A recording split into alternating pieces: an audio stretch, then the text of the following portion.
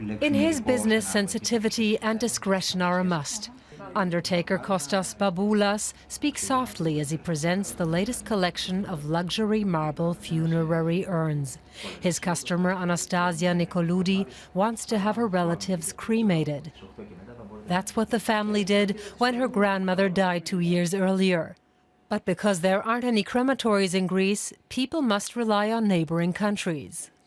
And then they moved the corpse to Bulgaria on Monday, for example, and on Wednesday the pot was back to us. So it's nicer to have them in a separate spot in your own place, and just think of them.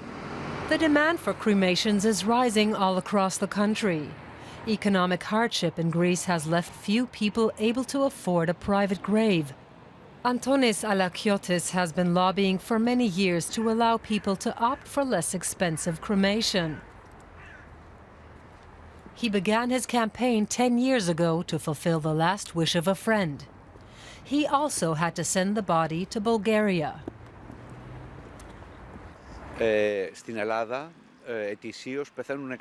Every year, 100,000 people die in Greece. We estimate that 3 to 4% of them would like to be cremated. A grave in a cemetery is only owned for a certain period. After 3 years, the remains must be exhumed. Demand for cremation will rise as a result of this unacceptable situation. The powerful Greek-Orthodox Church has up to now blocked the building of crematories. They say cremation is inconsistent with the faith and tradition. The Church refuses to give interviews on the issue. The threat of some bishops to deny praying for the cremated dead effectively influences their congregations. Cremation is out of the question.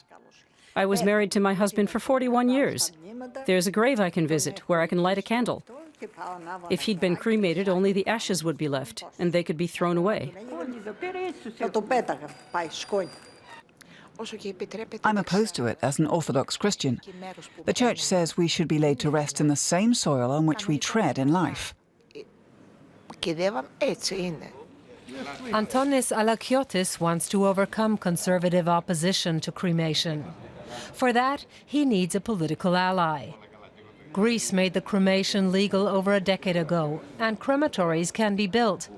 But community plans to build them fail again and again, mostly when the Church opposes the project. Tassos Kourakis has promised that the new government will put an end to cremation tourism to neighboring countries. The Church fears that building crematories would be the first step towards separation of church and state. Secularization is something that should finally happen. The question of being burnt after death is the business of a country and its citizens, no one else. But until that time comes, Baboulas the undertaker must continue to take bodies to Bulgaria for cremation. When the first crematorium in northern Greece has been built, he says he will show urns next to coffins in his funeral parlor.